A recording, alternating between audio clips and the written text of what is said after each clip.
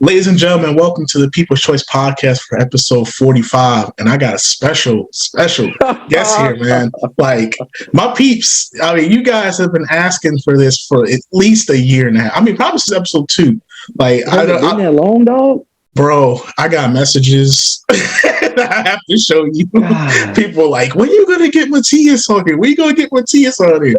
And I'm like, coming soon. We're working on it. Schedule's got a lot of. We're here now, bro. We're finally here now, y'all. So please welcome Mateius Brown, a.k.a. Hopper. Man, let me talk. Look, Slant, you the one. I'm congratulating you, dog. Oh, man. Thank you. You the one doing that thing, man. For real. You the one really out here doing it. You drop a video like once a week. I've seen you do twice a week. Yep. You're the real champ, bro. Seriously. You're out here putting out content. You're doing your job, bro. Man, to the fullest. I appreciate that, man, because, it's a grind, man. But, just stay positive and also, think about the end game and like, man, I'm going to be impacting people. Sure, the money's going to be great one day if I can get it. I hope when I blow up, if I do blow up, if I don't. But one thing I love, I get these messages from people that say, man, I really love that interview. That really motivated me. And shoot, this going to motivate me. Well, that's a fact because you're doing what you love to do. And that's the biggest thing, bro. You're doing what you love to do. I said, some people shy away from what they're good at. You know what I mean? They're like, oh, I know I'm talented at this, but they don't do it. But you're you took something, you created nothing out of something. That's true. You created something out of nothing. You know what I mean? Like I got you. You brought that from the ground up, bro. And that's something to be applauded about. Man, I appreciate that. That's huge, bro. That's huge. And you've done the same thing, man, just in your life. I mean, you came through overcoming obstacles. I mean, you've won state champions in high school. You won champions in college, set records, broke records. I mean, you've done those were stressful times. Man. Those were very stressful times, bro. But you were doing it with a smile on your face, man. And I'm gonna put pictures in this video too, and you throw some videos in so people can see just the grind and how far you've came, man. But I want to start it all the way from the beginning. How was it for a young Mateius Brown? The upcoming. I'm coming up, Harnett County, close to Fayetteville, right off Spring Lake. Mm-hmm. Went off the Western Harnett, bro. 2-parent household. My little sister, she's a beast. She's graduated a year ago from Campbell. She also threw. And, I was lucky to have both parents in the household throughout a majority of my life. I think they got separated probably, junior year? Mm-hmm. Beginning of my junior year, that was a big impact. That was like a huge impact when that happened. But I was lucky enough to have elementary, middle school, and at least 2 years with my man, just in my life consistently. Which he is now. I mean, he's a beast now, but when they separated, you know how that goes sometimes, you got one parent for a while. So, But other than that, bro, like I got off, I did Taekwondo for like 6 or 7 years. I got to be like a secondary black belt, but that was like the foundation. Like in elementary, I was like always in some trouble. Like it was not good, but I got off into Taekwondo because I love martial arts. Mm-hmm. Like, bro, I love martial arts. And so I got a Taekwondo early. Did like 6.5, 7 years. And that, like I said, got my secondary black belt. And then I stopped my 9th grade year because there's no money in it. I mean, if I'm going to go off to go to college, like I need athletic money. I knew I was an athlete. Mm-hmm. So I needed something like football. I considered track. It wasn't really a big consideration, but I knew Taekwondo wasn't going to bring home like partials, half ride, even full ride scholarship. So I had to stop that and stuff. And that's when I got into like high school sports. You know what I mean? I got into that, and it's just interesting how throwing came about. That was truly by fluke. I blame my man Eric Blackwell. I blame him. And then I blame Williams, Coach Williams. Mm-hmm. I think Williams is still at Western. He is. I just seen him like a year ago. But I blame them two. Them two jokers are the reason why I started throwing, because I hurt myself running over here doing the hurdles, knowing damn well I won't no hurdler, but they had me doing it. I hurt myself. But I mean, they were throwing me in all these events because I was talented in little stuff. I wasn't like great or nothing, but I was just like an athlete. You know what I mean? Mm-hmm. So they put me in the shot put, and they were like, "Yo, like throw the shot put," you know? Mm-hmm. I'm like, "What?" Okay, and then everything just grew from there, for real. And then I was lucky enough to achieve what I achieved. Went to college, Met my beautiful fiance while I was in college. We've been together for like 5 years and 4 months and stuff. And awesome. Yeah, she's in her profession. She's speech language pathology. She's finished with grad school at Chapel Hill. She's a beast. Got my little dog. We get married this year, bro. I'm trying, man. I'm working a lot right now. So you were doing your thing, man. I'm so proud I was doing my thing, bro. Always, man. I've been just really blessed though, because of all the challenges that I've faced, I've gotten through them. Yes. While a lot of people, they turn to like negative outlets, excessive drinking, smoking, and they start hanging out with the wrong people, and then your outlet's a big part of how you express yourself, you know. And when you're going through issues, that's really how the true character comes out. And I will say, like, whenever stuff happens, like, the dog really comes out. Like, it is what it is. Like, when I know I have to achieve something and something needs to get done, like, it's going to get done, period. I think that's why Kale loves me so much, is because I'm just so like, she's like, oh, look, my car, the flat tire. Where you at? Okay. Where you at? Okay, cool. I'll be there about 6 minutes. Actually, 7. Like, I'm just like, all right, go ahead and pull out the spare. I'll be there. Look, okay, you're on the right side of the road, right? Okay, that's safer than be on the other side. I appreciate it. Is the right tire? Cool. That was smart, girl. Like, I'm just like, I get the focus comes in. I just focus really fast, like, and I dial in, and it doesn't matter like what I do. So when bad stuff happens, like, I just dial in. You know what I mean? I just dial in. You know when it's time to get real. You know? Yeah, man. So that's what I've been very lucky to be able to have that trait and just be able to dial in when the time is right. Yeah, I was going to ask you, man, because like you're the most positive person that I've probably known personally. Even to the days when we were going at it on the football field, even why that name before that came about. that boy Slant, don't get hit with the slant, boy. The peeps don't know about Slant too much, but yeah, for the ones that do know, that's where it started. I credit you and Will for that name, and it just carried on to this day. Some people call me. So when I did the 10-year challenge thing and posted a picture, I think it was Charlie that said "good old Slant." Because I was like all buff and stuff, and really, you know, all bro, you were straight jacked, bro. I don't care what nobody said, bro. You came in freshman year. I said, "What the hell?" This dog said, yo, sweating out the whole white tee, bro. Yeah, I was gonna say, kept with the tank top on, with the headband. Like, I just want to play some football. Yeah, damn beast too. He was a beast, bro. Man, thank you, man. Thank you. That's, you know, I appreciate that, because I worked hard at it, and I was really, I think, hitting my stride, especially my sophomore year. But then, you know, like you mentioned, you know, about parents and splitting up and things, and that's kind of how I remember things happen. But you know. Yeah, I'm doing all right. It's unfortunate too, like when that stuff happens, bro. And people don't understand, like, people think like a separation and stuff, like that's like a simple, like, get over it kind of deal. But that stuff really, really affects you. Yeah. Like the trauma you take from that.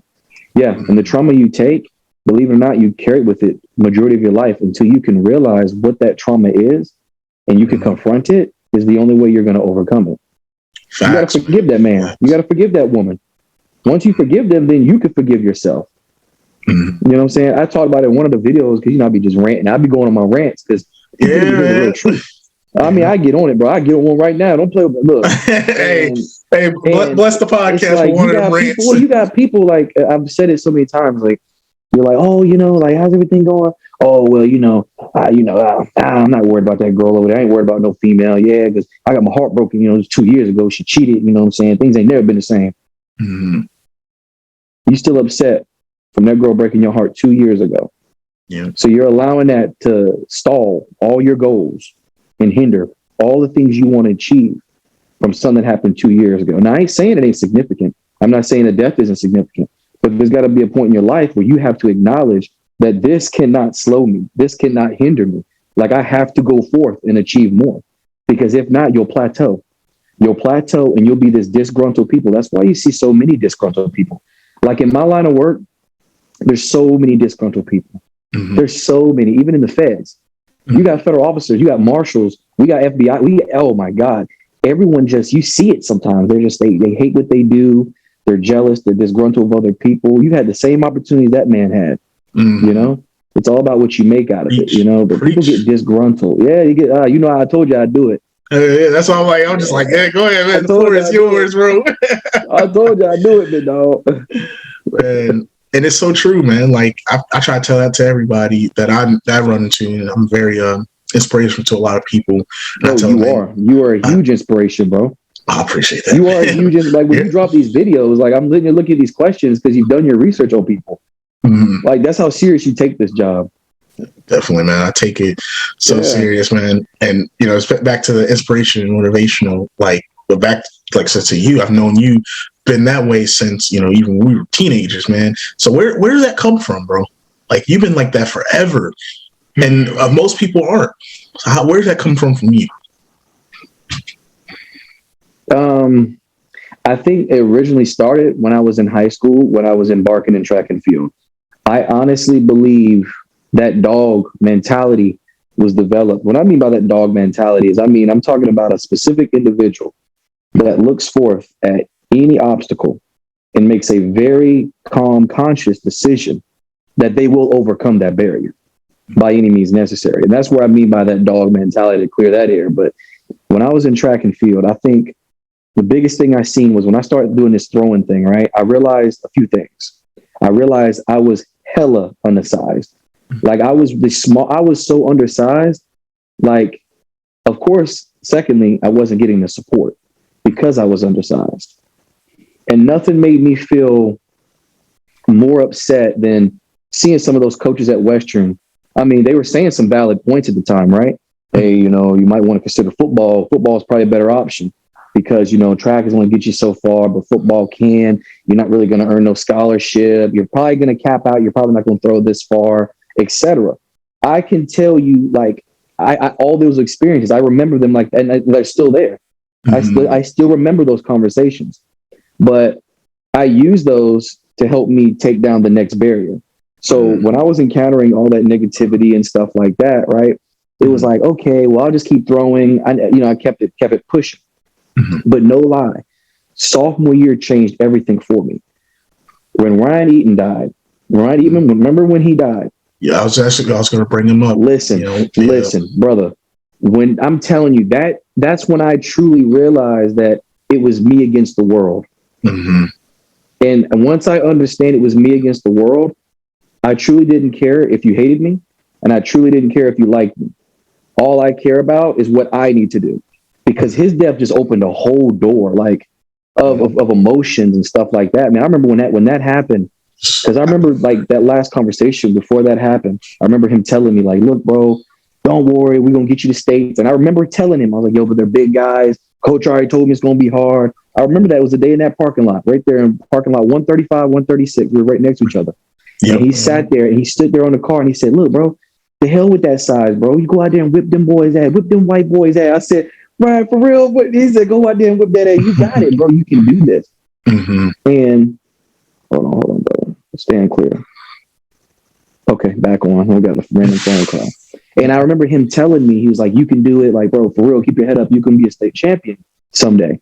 Mm-hmm. And again, I never considered it. And then literally that was the last time we talked that night. Mm-hmm. That next morning, he wasn't there like he normally is. He got in the class. We did the announcement with saying that he had passed. Yeah. It changed everything. I told myself right then and there that whatever was in front of me was to get destroyed, period. And that's why everything I've achieved, I've destroyed. 2-time state champion. Yeah. Not only did I throw 184 feet, people don't understand that particular day, I threw 180 feet 3 times that day. Went off to throw the shot 58, 59 feet. Got a nice scholarship to go to Western Carolina. I was a short thrower and I was always overlooked because of that. I graduated high school at 162, but my numbers speak for themselves. I didn't have a coach. I did everything by myself, from YouTube and everything. Yeah, so you put in the work. Bro, I put in the absolute work. And when he died, that opened up it just opened up a whole new channel. His death changed my life forever. And so that's where that deep, inspirational, hard work. You've seen it, bro. Sophomore, junior year, I've got videos where I'm throwing in the snow. I've got videos where I'm on my knees in the red dirt lifting rocks. This wasn't for clout. This was what I was doing. Because in my mind, I had to go Rocky Balboa style. When Rocky said, there ain't no tomorrow. Remember when Creed said it? He said, there is no tomorrow. There is no tomorrow. Like I had to, bro. And I had to take that and live with it. I started to distance myself from people. It's not arrogance. I've got things I have to do. I'm not better than you, no, but I'm in my own lane. And once you understand that you have to chase your own vision, that's how you'll be successful. You'll achieve those. But you can't do it doing this and doing that, going over here, playing over here. Bro, focus on what you got to focus, you know? So that's what started this whole motivational inspiration thing, you know? And I was blessed to have some very good people around me. You know, I had some very good motivational people around me coming up throughout high school. I had like Jordan Trapp was inspirational. And Jeremy Freeman, these guys, quiet warriors. Dominic Rowden. Dominic was a huge impact on my life. Shout out to you, Dom. I remember, shout out to my boy Dom and Rise and Shine. Bro, and he'll tell you real stuff, bro. I remember those days where we were splitting the membership to sneak in with one membership. There were days that we were going to the gym and our membership had ended. And we sat outside. This is how bad this is like that mindset that he carries and I carry, that everything will be destroyed. If I'm going to work out, I'm going to work out. You're not going to stop. I got a gym membership or not, we're going to find our way. I'll kid you not. One of the favorite memories I have with Dom, right? It was the classic. It was like, oh, damn, bro, the membership's done. We got to work out today's leg day. We got to, bro. We got to get that pump. All right, bro. Tell you what, let's sit outside and wait for someone to walk in, and then we'll walk in behind them. You know what I mean? Like, we'll walk in behind them. Like, we're like, oh, yeah. And we did that. We got in there. And I think we got like an email the next day or the next time we went in there, the manager was like, hey guys, we seen you on camera.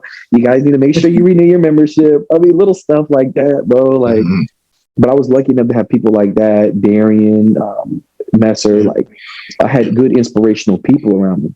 I had warriors around me. Darius Austin, LeBron. I mean, I remember those warriors. So like, I remember like, oh man, God, I had good people around me. So I was lucky enough to like start to be inspirational and continue to be inspirational. Even like my line of work now, like everything that I carry with me, it helps me tremendously behind the gate, you know? Definitely, man. And that's why I asked too, because, you know, I remember you sending me videos on you doing speeches and stuff, man, like, you know, in front of like hundreds of kids. And I'm like, wow, like this is real powerful, man. You're going to change somebody's life. Yeah. That's why I had to ask that, man. I was lucky to get those speech gigs at Western, bro. Once they kind of tapped in and like kind of knew like I was decent at speaking in front of people, they took it and ran with it. I spoke in front of a crowd of like 1,200 people, 600, 900. I did a lot of speaking engagements and stuff. That was really nice. But my major was in criminal justice, so like I knew where I wanted to go. I knew what direction I wanted to go. You know what I mean? In criminal justice. Yeah. Before I ask you about that, I just want to say, you know, rest in peace to Ryan, you know, because, man, I remember when he died, I actually was just like a week away from Western. Like I ended up going to Bird after my parents split. And I remember I got the news on one of my friends, I can't remember who it was, who told me.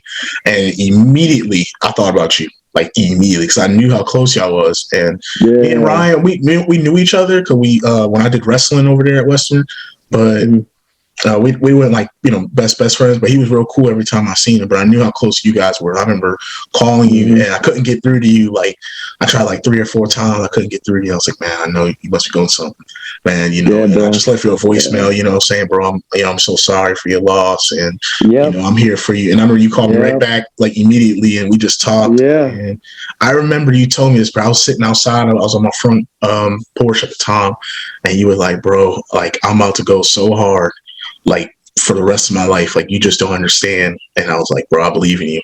And I don't know if you remember that conversation. Like you were just, because this is all fresh, and to see what you accomplished like after that conversation, like I mean that's tremendous, man. I remember just seeing you, like I said, posting the videos in the snow, moving the rocks. You know, I remember there was one that really got me. This is actually, I gotta give you credit for this. I don't ever told you this before. Do you remember that video you did where you were doing like push-ups, pull-ups, but you had like paper in your hand and you were studying and working up, bro? Yes. Oh my God. That video. I was flipping the tire and the yes, bro. I did video. That for a project. I did that for a project for Miss Sebastian. Great lady, man. Phenomenal lady. That video motivated me so much, like I was going through a lot. Parents split, I'm in a new environment, new team, like it was crazy. So like that motivated me so much, bro. That was my first time I ever got straight A's in my sophomore year ever in my life, because I was doing that, bro. I was doing that, man. And shout out to my boy Mike from Bird, because he seen me working out. He asked, what are you doing? I'm like, yo, you don't understand. I showed him the video and he was like, wow, this is really dope. And like, your mindset was just on another level, man. It was silly, but it worked, bro. It was fun. Yeah. Let's get back to, I just had to ask, because I know you said you were very, undersized and had to, teach yourself. Like, how hard and difficult was it to learn how to throw the discus and the shot put? Well, once you understand just pushing the ball, throwing is a simple concept, really, because in the shot put, you're not throwing it, you're pushing it, really. Mm-hmm. But what makes it complex is getting the distance out of it, because anyone can understand, it's a simple motion. Mm-hmm. But you have to understand the technicality of it. You've got multiple different techniques. You've got the glide, little stuff like that. But the rotation is what I took upon because of me being my size. Like, being a more smaller, compact, speedier kind of guy, rotation had to happen. But, it's wild you brought that up, right? So shout out to the main man, Josh Woods. Hey, and you remember this? Just seen him too. Yo, that's a legend right there. People don't understand. That's a legend. Josh Woods. Shout out to you, caveman. Shout out. For real. Yes. Samoan. So, and Eric Blackwell remembers this too. We were there that day. I think it was maybe the second day I ever touched the discus, my freshman year. We were outside on the field, and he had me throwing between the goals on the football field. Mm-hmm. I was learning the rotation. So basically I would grab the discus, I would spin, I'd try to get, between the goal. Mm-hmm. And I thought I was doing decent. Someone would flare right, someone would flare left. Well, I went to rotate and I slipped. Now, mind you, I'm not in the discus cage. Because like I said, I'm throwing it through the goal. I slip and the discus comes out the back of the hand and it goes directly behind me.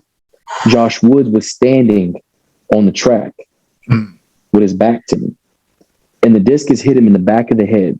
Oh, he fell on the ground. Eyes rolled to the back of his head. He started convulsing. Bro, let me tell you something. I think he was out of school for 2 or 3 days. Came back with serious stitches. Ambulance had to come get him. That right there, that really scarred me. I didn't throw a discus the rest of my freshman year. My freshman year, I had one meet, I think, and that was it. Didn't throw it my freshman year of high school because of him. I was done. I told Blackwell, I was like, yeah, I'm done. I'm never doing it again. But that to tell you how complex and hard the throwing event is when it comes to getting the distance in the discus, very hard. You're rotating out the bag, boom, you're finding a vocal, landing into a power. But it's a leverage game. The longer your arms are, the bigger your wingspan is, really realistically, the further it'll go, But that's what made it challenging for me. I wasn't 6'5", 6'4", 6'3".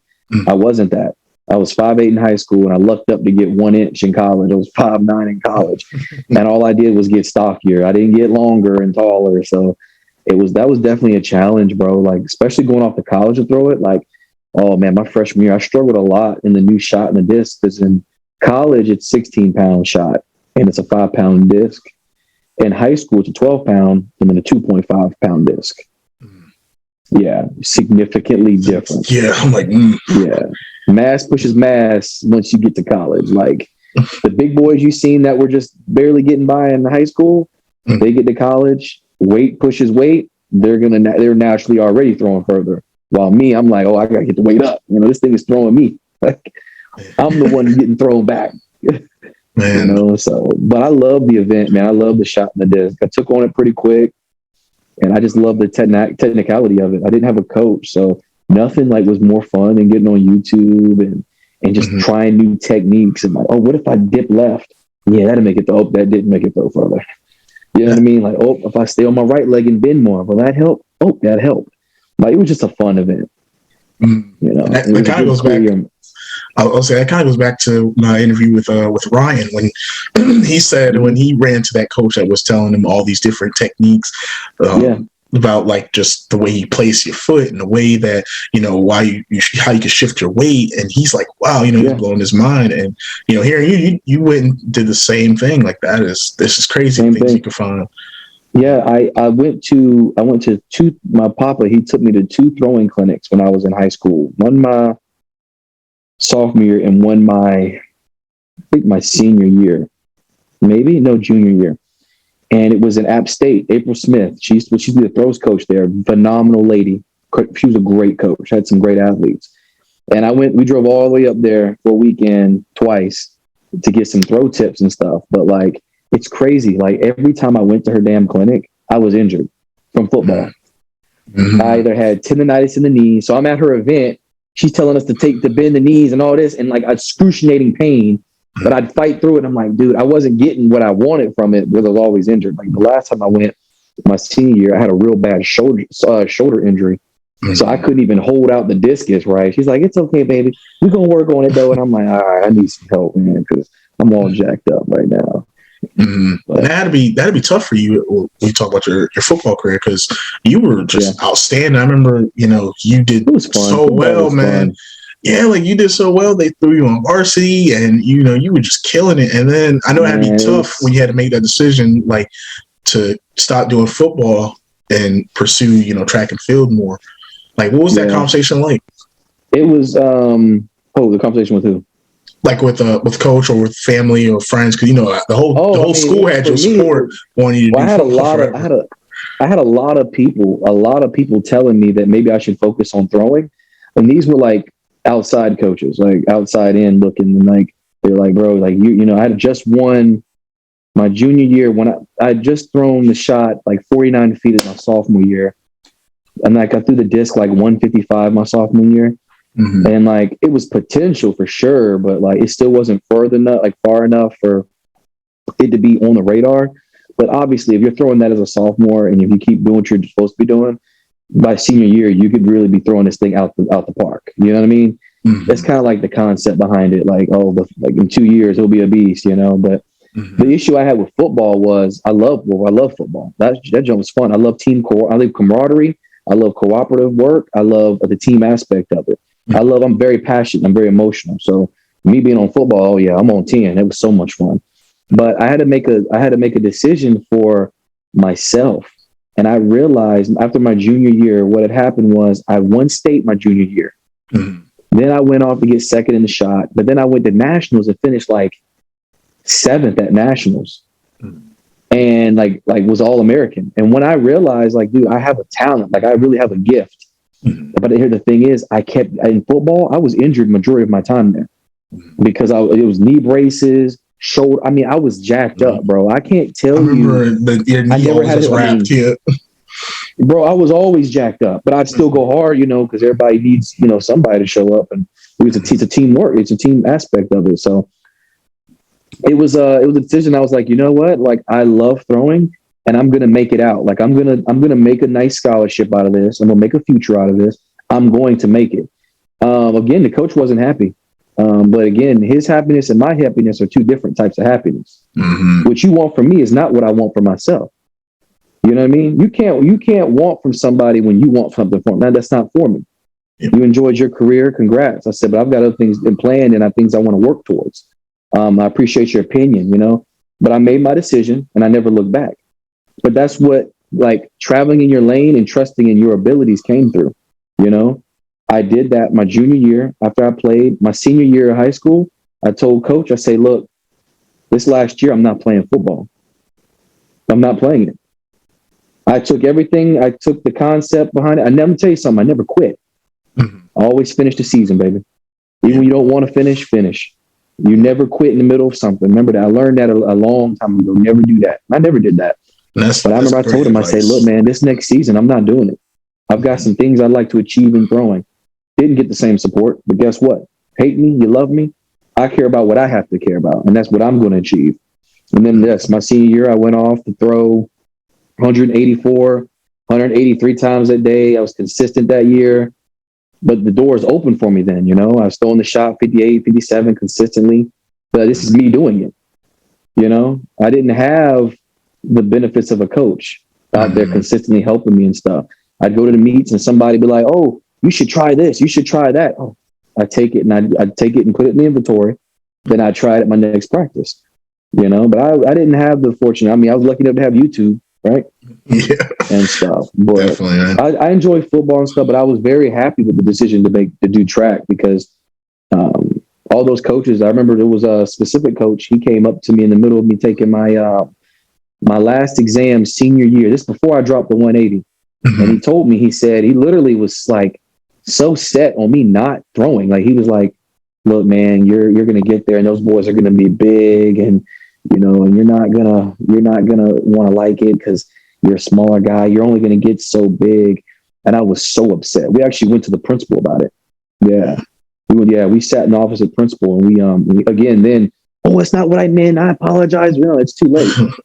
But guess what? I appreciate you for feeling this fire. Because of you, I'm going to achieve everything you said I couldn't. Right. And that's where that dog mentality comes out, And then I was lucky enough to go off to college and be successful and stuff. And it felt really good just send them that message and stuff saying like, "Hey, look, this is what I achieved up here at Western Carolina University. I just took down a 25-year-old school record in the shot put by 5 feet.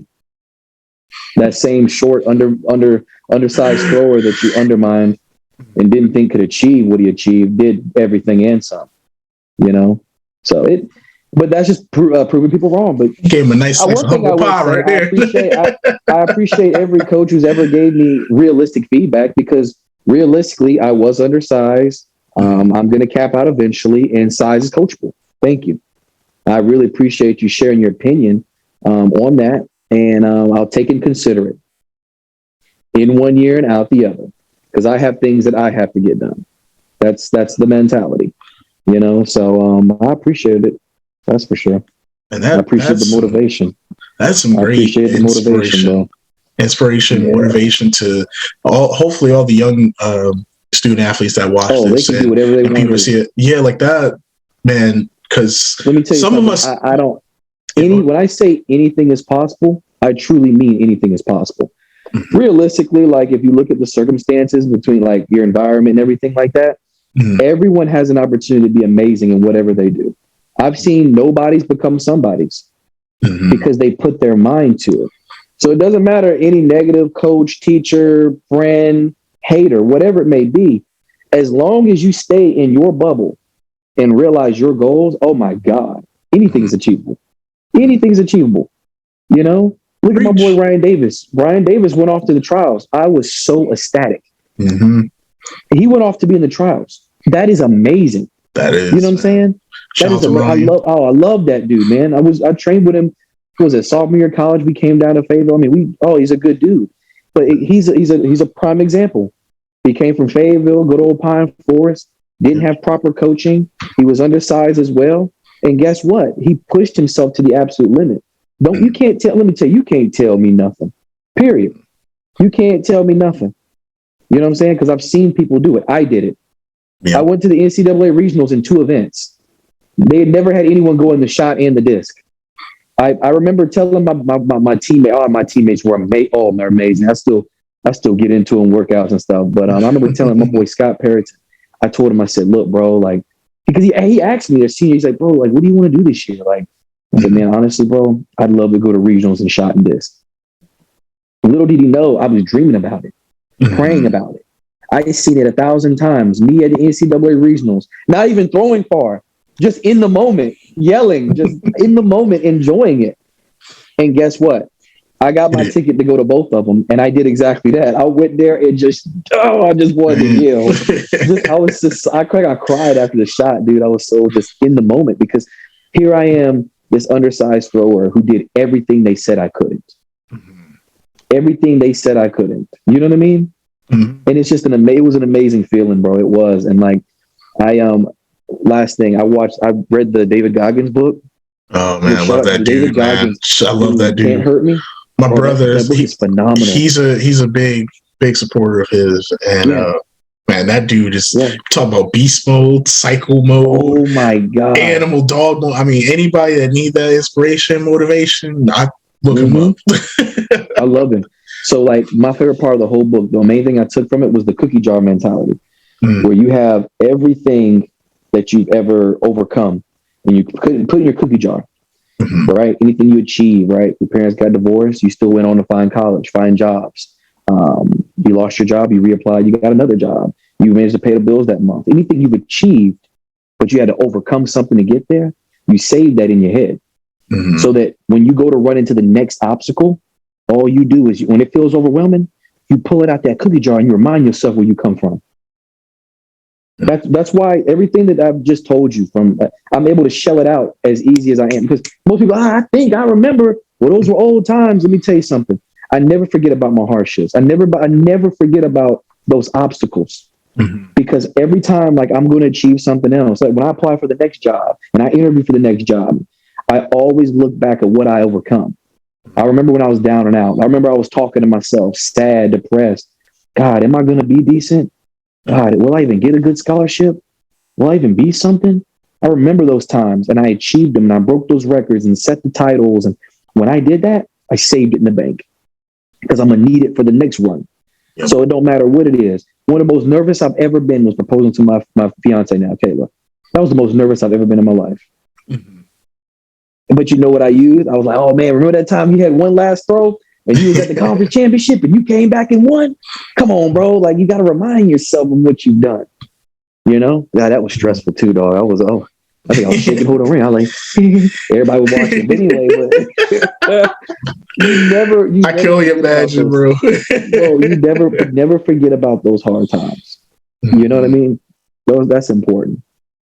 They really are, man. And man, that whole piece right there, man, that's gonna really motivate some people, bro. That no, I told you I was gonna get on a tangent, bro. I'm sorry, dog. And I'm glad you because people need to hear this. This is real stuff.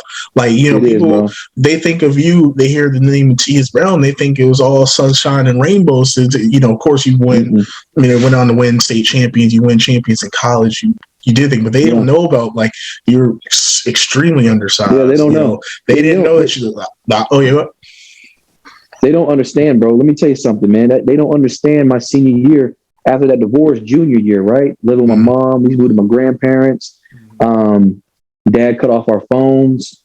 They don't understand that aspect of it. I lost track of like 4 colleges. I lost voicemails with colleges, and I lost that gap time. Like, I lost a lot of good colleges, man, because of that window when I lost my phone, had to get a whole new phone number and everything.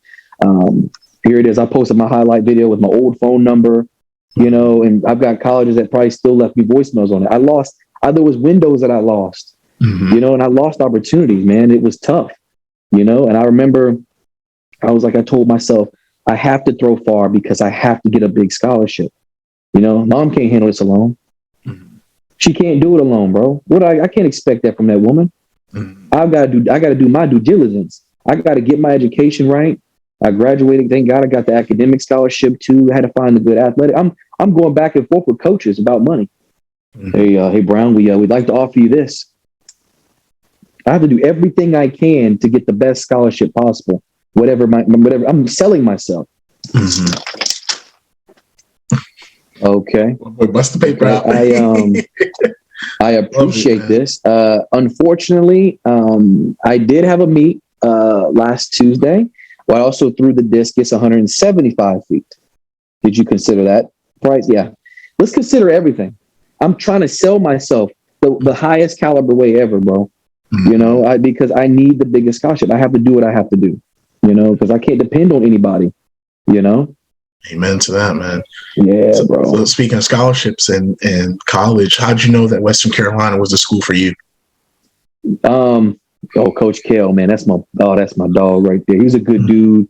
And shout out to everybody, all the coaching staff at Western that was at Western, Mize, Bar. Those are good people right there. I got hit up by Western. It was pretty random. I didn't know what Western was all about. And then I actually took 3 visits to Western before I finalized with them. I did like 2 unofficial. I did an unofficial, an official, and I just did a whole go up there for a day kind of deal. And I knew it was for me because of Kale's style. So you, as an athlete, you have to know what your coaching style is as an athlete. So for instance, Slant, your coaching style might be, hey, Slant, come here real quick. All right, check this out. On the next play, go low. You're going too high, buddy. Stay low. You'll be all right. When he cuts left, you cut right. That works for Slant. You know what may work for me? Hey, yo, Brown, check it out. I need you to go out there and put your foot in his mouth. I might respond really well to that. So you have to know what your response time is. Kale, I responded really well to Kale. His style, man, Kale is a unique person, man. Like, he's a laid back guy. He's a good guy. He's real aggressive when he throws, and I love it. Nothing gave me more of a rush than being at those meets, and I'm getting ready to throw, and I hear, "Come on, buddy, come on, Tias, throw it." And I did his vocals and how he projected everything at a meet. I heard him at my what did it was we was at the indoor state championship that day. I got second. The one of the best throwers I've ever met, Colin Miner. That's a very good guy. If you ever wanted to interview him, his name is Colin Miner. He was a small thrower, and he was my inspiration to become a rotation thrower. He was the same grade I was. He went off to Dartmouth, the Ivy League, and we actually met up at a Virginia meet. He went off to do the hammer and stuff. Amazing guy. I was at that meet. I got second at the indoor state championship to Colin, right? But you would have swore I'd have got first. The passion and the aggression that I had, you thought I won. But a lot of it was I had Kale in the background. Come on, buddy. Come on, throw it, buddy. And that, oh my God, that stuff that fires me up. You know, once he knew, like his coaching style is what I needed. I needed that aggressive, impactful person. You know, we in the weight room. He'll say some stuff like, "Oh, so you want to come second this year, huh?" Like, I mean, you need that as a push. You know, he's a very humbling coach. You know, he knows his stuff. Once I got there, though, I was once he understood like how I was an athlete, man, me and him worked hand in hand. I'm one of those guys, you can't give me too much information, bro. I'm a very simple thrower. I'm just simple. I'm already in my head, so I don't need you telling me, all right, buddy, what happens is you're going to come around, flex right, turn your hip, you're going to end the... I'm looking at him like, hold on, bro. Hold on. Now I'm overthinking. Okay. Buddy, what the hell was that, man? You got to relax. Do this up. Oh, okay, hold on. I laugh because I had a flashback of football. Coach Perry pulling you aside and telling you something similar to that. You was looking at him like, what? Yo, Coach Perry said some things, bro. That dude was, oh my God, that dude was awesome. Yeah. And Coach Kale, he goes, once he understood you couldn't tell me a lot, Kale kept it very simple. Boy, buddy, come around, plant that right foot, and give it the heat. Wait, okay, I like that. And that was it. Now go out there and do what I just said. And it would work. And I would throw far and I would throw decent at least. And he would be right there like, keep it simple with the kid, you know? Yeah, so that's how I knew I was getting Western. Not only that, but the academics were on point. I think it was like their criminal justice was like 97%. You'll find a job when you get out. Yeah, so I was like, yeah, I'm going to Western. Like, Western gave me the vibe. It was humbling, bro. When Chapel Hill tried to recruit me, what turned me off about them was it was like, well, they got my name. They mistaken my name 3 times. Yes, we'd like to speak to Mateius Brown. It's Mateius Brown. Okay, Mateius. All right. Man, my name is Mateius Michael Brown. Okay, all right. Thank you, Mateius. You're not. Dang, Carolina. You're recruiting the wrong athlete. You can't get my name right. You can't. You know what I mean? Like, come on. You can't get my name right. I'm not wearing that jersey.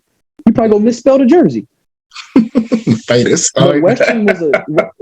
Western was far from home. It was a nice breath of fresh air being in the mountains, beautiful mountains. Love the people out there. I will say though, being in the mountains and being in Jackson County, which was at the time the poorest county in North Carolina. Western Carolina is what kept that area afloat, Silva. Definitely experienced a lot of different things, like different uneducated people, a little racism here and there, a little prejudice going on. It's very different, I will say. But bro, I love that school, man. I loved it. It's growing right now as we speak, man. It's a decent place to be for real. We got a parking deck now. I was like, what? Bro, who's parking on the side of the road at one point? They got parking decks now. I was like, you serious? Actually, we made it. Mama made it. Yeah, for real, bro. And Western made me, and Danny Williamson, man, he was a good guy. He's a great guy. Matt Harfinger, those were the original coaches, and Kale, of course, were the original coaches that brought me in, man. And they made me feel like I belonged there. They were winning a team. In high school, I think we never lost a conference championship under Eric Blackwell. Blackwell he created Western Harnett's track team at the time. I mean, he created something that was amazing. Eric Blackwell is one of the best coaches I've ever had in my life. Period. Eric Blackwell is the man. We were undefeated my entire high school career, so I didn't know what losing was. We my team, everybody was a hitter. Like, you had the hurdlers, the jumpers, everybody knew what was going on. Like, we gonna come in, we gonna win. I'm sorry, Union Pines. I'm sorry, you ain't gonna get it this year. Like, I'm sorry, Pinehurst. Like, good luck. I mean, everybody. So me going to Western Carolina, it was, man, they were undefeated at the time. Bro, they were on like a serious streak when I got there. I was blessed to get 4 rings when I left there because they were just the team. It was an amazing team. The sprinters, the jumpers, they brought me in like I was one of them, and I'm a thrower, but I'm on the same team. So that whole mentality, like, of the winner mentality, I wanted to be surrounded with that. I wanted to be a part of that. I wanted a ring. I was going to ask you, what was it like when you got that ring? Because I remember when you post a picture, and I have to put it in the video so people see how great that ring looked. Like, what was that like when you got that ring, man? That last one we got, or you want to talk about that first experience when I got my first ring? The first experience, your first ring. Well, I'm gonna be honest with you. The very first ring I got at Western Carolina University, I actually felt like I didn't deserve it. Really? Yeah, my freshman year, I went off to the conference championship. I didn't score any points. Bro, I didn't score any points in indoor season. I didn't score any points in outdoor season. And here I am, this like huge recruit coming in. So it was very depressing. I got to Western Carolina and I struggled with the shot and the weight throw and the discus. It was heavier. I just got my weight up to like maybe 200. I was like 195, 200. Still wasn't enough. But then a big part of it was I couldn't handle going to the meets and doing what I did at practice. I'd get to the meets and it was like a choking mentality almost. Like, I'd get in there and it was like the ball would be like, why does the ball feel heavier than practice? Or then I'd get in my head a little bit. So I struggled a lot my freshman year in throws, a lot. Not only that, but if having Coach Kale, he was still trying to learn me as an athlete. Because I'm telling you right now, bro, like, every athlete's different. You know that. But I was just different, bro. I was different. I'm the type of guy at freshman year, I'd go out there with a 16-pound shot. I would literally throw the shot 51 feet at practice. And then I'd go to the meet and the shit would go like 44. You know what I mean? Like, effortlessly 51 at the, you know what I mean? But it was like, I get to the meets and a lot of it was, I was getting an overload of information. Turn your hip. You had to keep it simple with me. So my freshman year, I struggled, but we won the championship. I contribute in the way of, I'm cheering for everybody. I don't care if I lost or not, didn't get a ring. I mean, didn't score any points. Everybody gonna know I'm still there to support them. So I did that my freshman year. So the first ring I got, bro, never wore it. Never wore it. Actually, I kept it on my desk and I'd keep it open to remind me of what I need to do.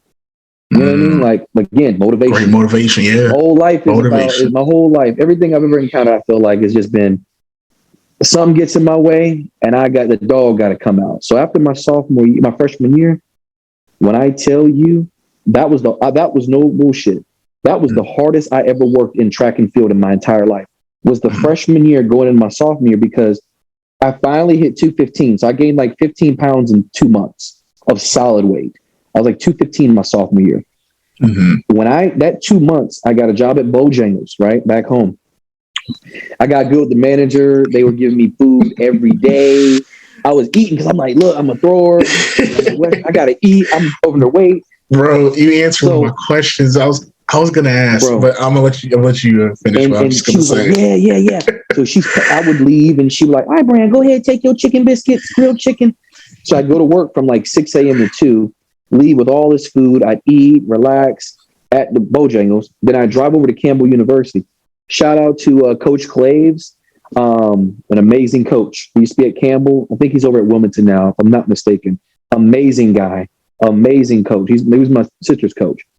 But basically, I called the track coach, the track head coach at Campbell, and I was like, hey, listen. because Campbell tried to recruit me at one point too. So they knew who I was. I was like, hey, like, look, I need to use your facility all summer because I got to get better.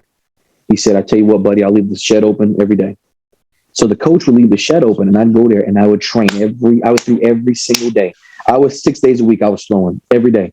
And I trained my ass off. I lifted my ass off. I got really strong really quickly, like really strong. Like the transition from freshman to sophomore year was actually pretty insane. Like I think my cleans went up like 30 pounds. Bench went up a lot. Everything kind of came together. Sophomore year was the year I won the discus at conference championship. So I won the discus. I finished I scored points in the shot, scored points in the hammer, which I hate the hammer. Shout out again to Ryan Davis. Man, I don't know. I hate it. Bro, I get so jacked up, bro. I don't know how to like stay patient. Boom, you here? Keep it long. My first 2-3 turns, you're like, oh yeah, he about to do this thing. And I get to the end and just forget everything I'd learned, but I love doing it for fun. I was all right, but I excel more in the disc and the shot. But I was gonna say shout out to Ryan Davis for episode 20. For episode 20, and we talked all about that. And Colin Meyer, I gotta reach out to him. That'll be good. He's a great dude. He's a very good dude. We actually have an interview from high school after the state championship together, and literally the interview consists of this. Like he's right here, right? Mm-hmm. Yeah, like Colin Miner, he's a beast. No, Mateius is a beast. No, but Colin Miner is the real beast. No, but Mateius is the man. That's all it was. He's a good dude. Awesome, man. But sophomore year, when we won that second ring, that was one of the best feelings ever. That was the feeling I wish I'd had my freshman year because I had scored points, I contribute, and then I just won the championship. Like, yeah, I was very happy with that, bro. And then after that, I was lucky enough to go on and do what I did at Western. So it just took some growing up in the sport. You know, I finally got my weight up. I think I got up to like 250. Yep, that's what they recorded you. My notes, they recorded you at 250. But I'm like, I was looking at it. You came in there they said at least you was freshman year when you got there, you was like 150. Got up to 250 by your senior year. When I graduated high school, I was 162. I was 162 when I left. And then when I graduated, I was a whole little slob of beef. I don't know. What was your diet and workout to put on basically like 100 pounds of just like, because you didn't have you didn't have the size of the average 6'3" size, but you had that the weight, you had the muscles. Like what was you doing? Like or eating, I guess, to bulk up like that? Everything. I was eating everything. Shout out to Popeyes. I was eating.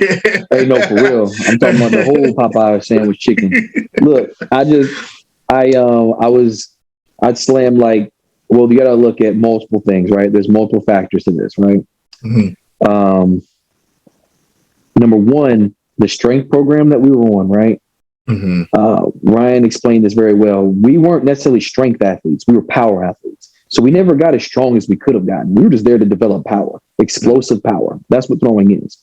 So our weightlifting programs consisted of a lot of weight. Like, bro, we lifted so much weight, bro. Like we did some things that I still look back on it. Like that was insane. The stuff that we did, like it was good things like heavy ass squats, deadlifts, in front squats, variety of technicality workouts. We got strong. So the things we were doing in the weight room were insane. So we would leave there. We'd slam a protein shake there, eat a fat breakfast, slam another protein shake an hour later. But then I'd go to class and I'd bring like 2 meals. I go to Panda, get a bowl from Panda, and then grab 3 tacos from Moe's or something, right? So that's 2 meals right there at lunchtime, right? Then around there, I'm kind of getting snacky, and mostly a sweet tooth. So I'm able to grab a couple ice creams. Then from there, I'm having a big dinner, like a buffet style dinner. So it was like, I'm not gonna lie, we would eat till you were so full. Then you go eat some yogurt to fill in all the cracks, and then try to eat again. Like that's like, bro, man. That sounds tough, man. When I tell you, like, and if you, God, we just did something. God, Chase, Evans, Scott, those guys, man. They used to force me to eat. I had some good boys around me. They knew I was a small. Evan, my boy Evan, come on, bro, go get you another plate, bro. And I'm like, another plate, bro? I'm full. They're like, bro, you got to get big. You ain't big enough. And like, bro, my teammates were on me. Like, so thanks to them, like, I was eating every hour and a half, 2 hours. We ate about five times a day, 5 times a day consistently. And that's counting a protein shake or two. Calories were high, but I gained like 76 pounds in 2 years. Yeah. I gained a lot of weight fast. By the start of my junior year, I was already like 240, 238, something like that. I gained a lot of weight fast, bro. Yeah, man. Because when you started posting pictures, and I'm like, oh man, I see, like, I'm on Facebook or whatever. Oh man, Mateius posted a picture. Bro. God dang, what the heck? Mateius throwing out some weight. Look how strong this dude is. Bro, you like, yo, this joker got tubby. I was like, I had a whole power belly, like legit. Like, I was out here looking crazy, bro. And I'm like, and I told Kayla, I was like, babe, how did you even fall in love with a joker like me? She's like, I thought he was attractive. I was like, wait, for real? You thought this thing was... Actually, how we met, she actually brought me 5 cheeseburgers that night. 5 cheeseburgers. That's how y'all met? Dog, they were from Burger King, actually. Oh, okay. Yeah, they had like a sweet deal, man. And she like, nobody would bring me burgers that night. I was working security at Western, and she came and brought me 5 cheeseburgers, man. After that, I was like, yo, she might be the one, though. Like, I might have found the one. And then she had napkins in the bag and shit. Like, I had me a free ice water. She was like, hey, I got you. I was like, you ever tell her this? For me? You bought that for me? I'm going to eat it with you. Come over here and sit down in the car. We're going to talk about this. Bro, you ever tell her that story that this is when I knew you was the one? When you got me them cheeseburgers? Where's the book at? We don't have, isn't that a thing? That's literally no, for real. That's literally why it's like started everything. These cheeseburgers. That is awesome. But that's this type of diet we were on, bro. Like, we didn't do a lot of cardio. Bro, the most we did cardio wise is we did like maybe some 40-meter sprints, but we did like maybe 6 or 7 of them and shut it down. You know, it wasn't a lot, you know, so yeah, man, those were good times. I don't have to be like that no more, thank God. I ain't doing all that. Hey man, you got through it. You accomplished so much, man, and you still to this day you're still getting it, man. Like, I've seen, you know, your recent videos of you deadlifting and squatting, and I'm like, is this dude trying it off for the Olympics that I don't know about? Like, what's going on nowadays, man? Man, I just love my Olympic lifts, bro. I found out like early last year, back in February, that I never should have stopped Olympic lifting when I left college.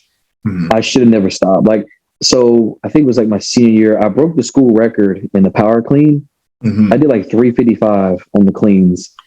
And so, I mean, I was talented, even in high school. Remember back in those, like in the gym days, I cleaned like 290 in high school. So like, I was all right. Like, I was talented with it. But when I graduated from Western, I had right before my last power clean day, I broke my finger, the tip here. Oh, dang. Like, fractured it. Oh no, I wasn't no cast or nothing, dog. I ain't doing all that. But I kind of just gave up on it. That's a mental thing too, though. Oof, breaking a finger. Yeah, it actually is. Actually, said that. I was like, after it happened, I was like, well, power cleans were fun in my life. It's time to move on. And when I was working for the state, me and the guys, we'd go after it and get after the gym and stuff like every day after work or before work, whatever it was. And they were big in deadlifting. One of them specifically, shout out to L. Brown. That's a good dude, man. And he was all in the deadlifting. So I'm like, shit, we'll deadlift. That's the thing. I hate deadlifts, by the way. And so my deadlifts, like, I got really strong in deadlift fast. Like, I was hitting like 505 for like 6 or 7. And I was like, man, I'm enjoying this deadlift stuff. But one day I was in the gym by myself and like I was getting it. And I just had a moment and I was like, shit, deadlifts are boring. I was like, there's not really anything athletic in it. I mean, it's just the movement itself is pretty stagnant movement. Okay, I get it. But it's not fun. Like, for me, it wasn't fun. I never liked deadlifts. It's not fun. And I was like, you know what? And I had like 315 on the bar. And I picked it up and I just power cleaned it. And I have not power cleaned in like 2 years. Like, I ain't even tempted. And I just picked it up and I cleaned it. Dropped it. And I was like, wait, what? Then I put on like I got like 220, 325 or something. I was like, whoa, this is too natural. I haven't done this in years. And then I got like 345 and hit it for 1 and was like, I think that I should go with my talent. Like, I'm pretty talented at these. Why did I stop? I'm like, and then I just kind of been doing it ever since. So like, that's really, I got a meet next weekend I'm excited about. So I'm just getting after it, bro. I'm talking about, man. Yeah, it's fun, bro. It's a good outlet for me because it's a strong athletic movement. It hits the whole interior chain. And most of all, for me, it's like a good mental like getaway. I love power cleaning, bro. I zone out, focus on my movement, and nothing makes me more happier than cleaning heavyweight. Like I love it. So what's your it's max? a good hobby. What's your max right now? I did like 355 right before September. So this was in October. I did 355. I didn't jerk it. I just cleaned it. And I did 325 for 2. I could have did more, but I stopped. But it felt good, bro. I think I'm gonna struggle with the jerk aspect of it. The actual jerk, that aspect of it is really, plant them legs, man. I'm telling you, that's all in the legs. I remember that, man. Whew. Yeah, I missed them days actually. Yes, I just enjoy it because like with work and stuff, like nothing makes me happier than just going to the gym and doing my cleans and my snatches and just kind of getting away and stuff. I love it, man. You know, I love the gym. And you know, the great advice I got one time from my boy Kevin McCoy, shout out to you, that he said, Alvin, this one I was and going to Berg actually, and it was just a different world over there. And he said, Alvin, the weight room gotta be your best friend. And I was like, okay. And he's like, no, seriously, like the weight room is your best friend. Don't ever cheat on your best friend. And from that moment on, like, and he was a senior and I was like a sophomore maybe, and I was like, yes, sir. You know, like in the head, you know, because like that's captain and he's killing it. And he was just so cool. And that was the strongest, like, well, I got stronger junior too, but like that mentality I kept that. It's like your weight room is your best friend. Weight room is your best friend. Don't cheat on your best friend. Don't ever cheat on him. So like, and to see that, you know, you're carrying that on even to this day where you've accomplished so much, like that's amazing, bro. And good luck at your meet, man. I know you're gonna kill it, bro. I can't wait to hear the news and hit you up and be like, yo, how'd the meet go? And I know you're gonna be excited. Oh, yeah, you know, I don't choke. I mean, I don't know. Hope I do well. This is my first one. I just want to open up with something that's, you know, pretty stable and just kind of move up, you know. Definitely. Hopefully it goes well. Bro, I just got a couple more questions, man. I know we've been at it, bro. I can't believe we've covered almost your whole life, and it just like I'm looking at my phone. I'm just like, holy shit, we've been going at it. But I mean, this is great, yeah, man. Bro. This is my fault. I told you I was gonna go on a tangent. Bro. I told you, bro. My bad. Okay. It is all good, bro. I love it 100%. You know, it's just the viewers. You know, they better love this because I think they better listen. Like they like, who's this Mateius guy? But then like 5 minutes in, they'll be like just glued because you've been hitting like the freaking nail on the head, man. Like the stuff you've been blessing us with, man. I'm so appreciative. I can't even get my words out. But just a couple questions. I like to ask all my my guests this same questions because the answers are just amazing. So my first one I'm gonna ask is, what is a hidden talent that your friends, family, or even your fans don't know about you? A hidden talent. Mm-hmm.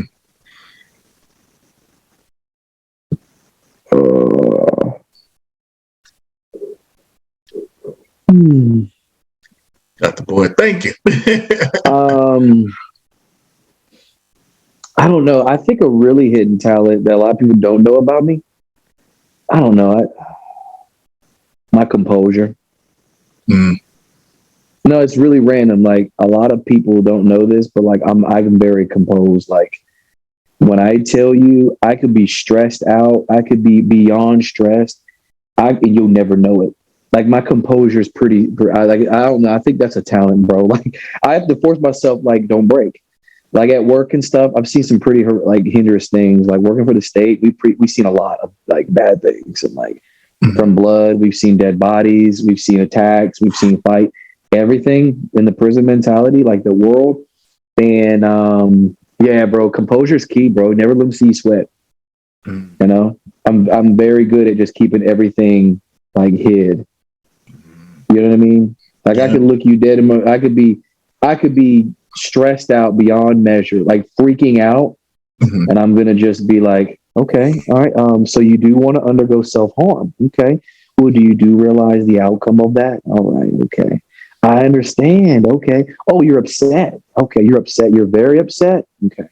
That's unfortunate. Like I'm just good at just like composure, bro. Yeah. And then lastly too, I love video games, bro. I love video games People don't understand this. I love video games. What you playing nowadays? Dog, I got that Battlefield 2042. Oh, I love it. I think it's better than the Vanguard. What system you playing? I love it. PlayStation? I said, what system you playing? PlayStation? Man, you already know I'm on that 4 I knew right it. now. I still need to get hold of the 5.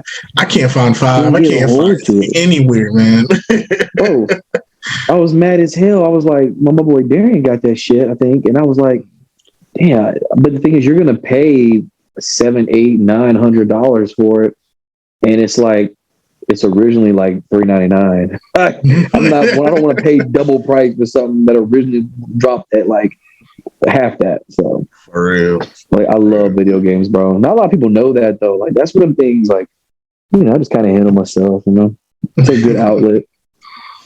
That's what's up, man. I love that, man. I love it. And my next question that I ask all my guests is, what is your favorite quote or saying that you lean on during the good times or the bad times? I know it's really hard for you because you're a man of thousands of quotes, and to ask your favorite is like picking your kids. But which one is your favorite, bro, that you lean on? Hard work betrays no one. Hard work betrays no one. I love that's a good one I like to go to. I like to go to that one because that's a good example of when you're working towards something and you're kind of unclear, keep God first and remember that your hard work will never betray you. You may be delayed. Your hard work may be delayed. Let me tell you something. One thing that I learned about life and about myself in specific, everything that I ever received on my time, excuse my language, but I fucked it up. Everything I ever received when I thought that I was ready for it, I messed it up. But everything I received on his time was the perfect time. Amen. His timing is perfect, my friend. When God drops when he says it's this date, that's the date. My man, you over here saying you wanted 4 days earlier. 6 days earlier than the date God said it was yours. He said the 11th. You over here talking about the 3rd. That's not how this works, my man. This is not how it works. So anything I ever got and received on my time, and I thought I was ready for it, I messed it up. I dropped the ball. I wasn't ready for it. But everything that I've gotten on his time, I've been very fortunate enough to maintain it, and it was the right time. So that's why hard work doesn't betray you. You put your hard work forth, you work towards your goal, and you stay positive, but you keep working hard. The timing may not be when you want it, but the timing will be on his time. It'll be the best time. You have to keep that in mind. Your hard work will never betray you. Oh man, it didn't work out. It didn't work out because it's Monday. Look, bro, he said February 2nd. Goddamn Monday, January. He said February 2nd, bro. Like, calm your tail down. Like chill out. It's gonna be on his time. You trying to rush the process because we impatient. We are very impatient. I experienced that a lot. Like when I graduated Western and I started working in the work field. Like once I got on with the state, I made a goal for myself. I was like, yeah, I'm gonna do 2 years. And then I thought about it and I was like, no, I'm literally going to stick to the script. I don't want to stay here long. This is a stepping stone. It wasn't my dream. I did not want to get into corrections and in law enforcement. My whole goal was juvenile justice, but that's a whole nother conversation. But I got in with the state and was like, this is a stepping stone thing, 2 years. Then I'm going to embark back into juveniles. I want to, you know what I mean? And along the way, that place changes you. It things happen to you and you experience things in the facility, whether you're being overworked and you're dealing with the worst North Carolina state offenders in the state. They came. I mean, we had everybody at the time. We had the UNC Charlotte shooter. I can keep on going, but in that moment, I realized I want to leave. I want to embark. I want to do other things, and I had to realize like I couldn't get it on my time. Every time I applied, I wouldn't receive it. I wouldn't get the call back. The interview didn't go as I expected. Getting blackballed, all that. But I realized, like, all right, I'm going to sit back and God, I'm going to wait. So I'd like to do this visual, right? So this visual is, so Slant, me, you, and Tony, right? We in the waiting room. We at the hospital, right? And I'm sitting there, and I'm like, God, I'm going to sit back. And God, I'm going to wait. So I like to do this visual, right? So this visual is, so Slant, me, you, and Tony, right? We in the waiting room. We at the hospital, right? And I'm sitting there, and I'm like, God, I'm going to sit back. And God, I'm going to wait. So I like to do this visual, right? So this visual is, so Slant, me, you, and Tony, right? So what's going to happen is all three of us, we waiting on our surgery. I got cancer. We got a leg problem. Everybody got their own issue, right? So we waiting in the waiting room, right? And the nurse, she going to come out and she going to go, oh, I'll be back, guys. So now they teasing us, right? When we want our surgery, right? Now we're getting impatient, right? Because that's how it is in life. We start to get impatient when things aren't happening, when we want them to happen, right? So the nurse is going to come out, right? And she's going to do it again. We're still not ready for either one of you three. And she's going to walk back in. Now I'm going to look at you and I'm going to go, man, what's going on, man? God, I'm getting upset. You're going to look at me and go, hey, yo, B, calm down. We're going to get called when the time is for us to get called, right? Because you got two types of people. You got the impatient and you got the patient. You're the patient. I'm impatient, right? Come on, Slant, man. Come on. We need the surgery now, bro. What they waiting on? They playing with us right now, bro. Calm down, Brown. It's going to be okay. Just be patient. But she's going to come out, right? Tony. Come here, Tony. We're going to call you back for your surgery because that's God's time. Remember, she called him out. Like, God's a surgeon. He's calling you on his time. So now I'm going to look at you and I'm going to go, Slant, man, what's going on? Why is Tony getting called upon? Why ain't we get called upon, bro? Man, come on. This ain't fair. How are they getting it? I'm not getting it. How they get the job before I got the job? How they get in a relationship and get married? How they buy a house without? You start to compare yourself to everybody else because they got their surgery date and you didn't. Because you so impatient, you want your surgery before the next man. But little did you know, right? Tony had been there for 5 years waiting in the waiting room. For 5 years. Me and you been there for what, 2-3 months? Tony waited it out. Slant, this is what I be trying to tell people. And I tell these inmates and I tell these coworkers, like, be patient and wait it out. And you jealous of this next man. Well, I don't understand why he got it. I got the degree. Well, I got military experience. I got law enforcement. Well, I did this. I was a manager at Lowe's 3-4 years ago. Why did I get it? Because it wasn't your time.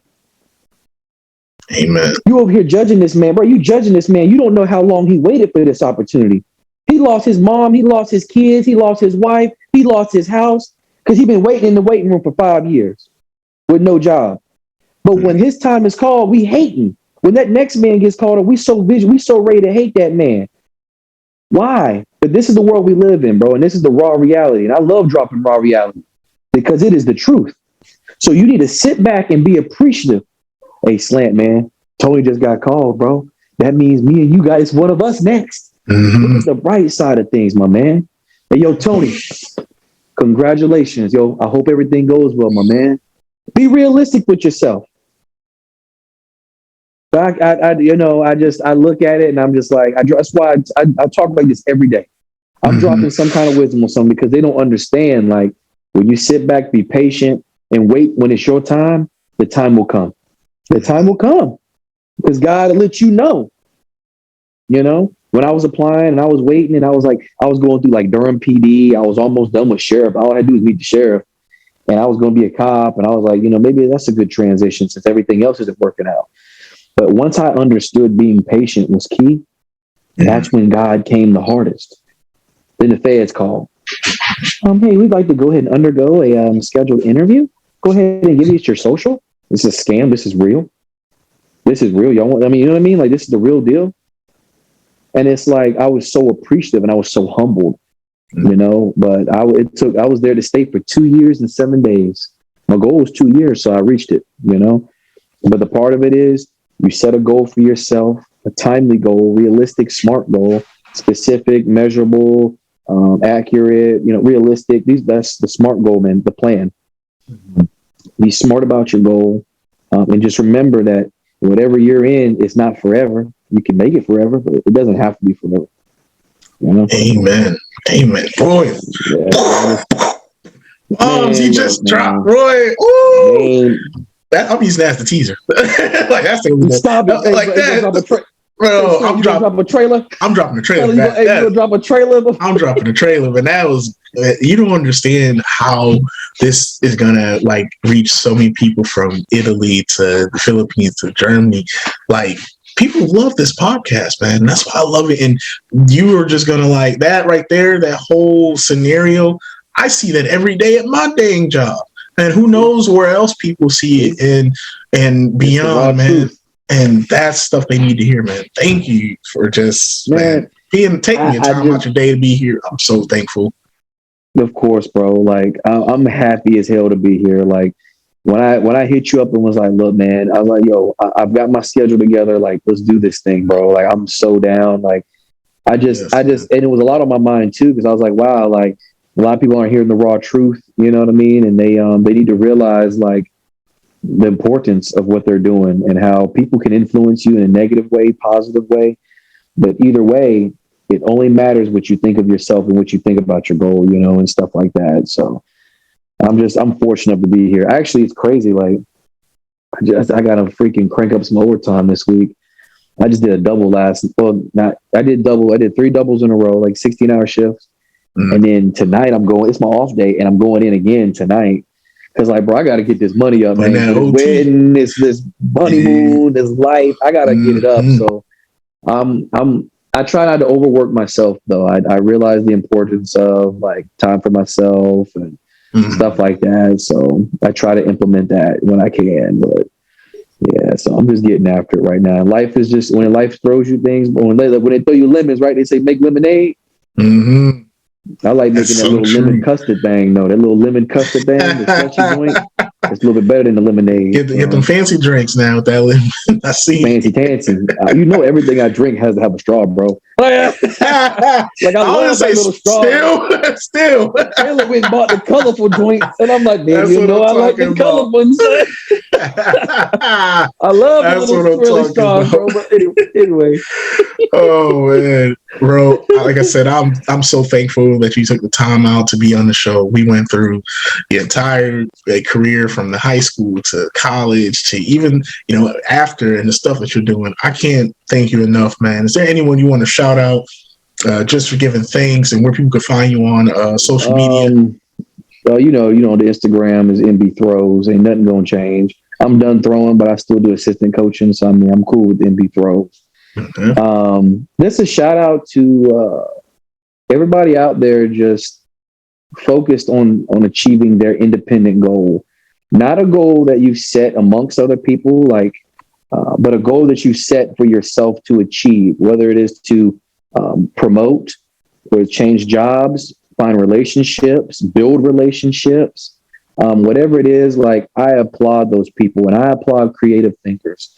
Nothing makes me more happier than knowing that someone like yourself who embarks in a new creation, something that no one else is doing, right? Mm-hmm. Something like you start your own podcast, you're creative thinking. You get people in twice a week. You get them in, you're consistent. You're dropping numbers on YouTube. And most of all, you're doing what you love to do. Anyone who's a creative thinker, I love it.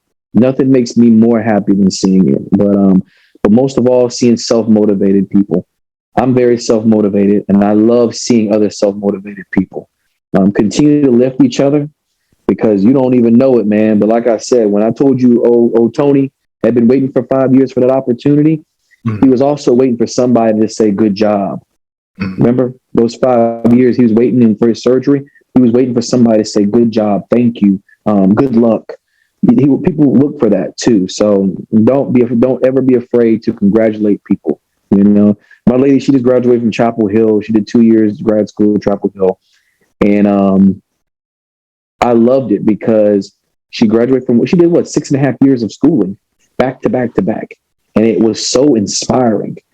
And when I was doing all my stuff at the state and transitioning to the feds, nothing made me happier than seeing her like work towards her goals and be creative thinking.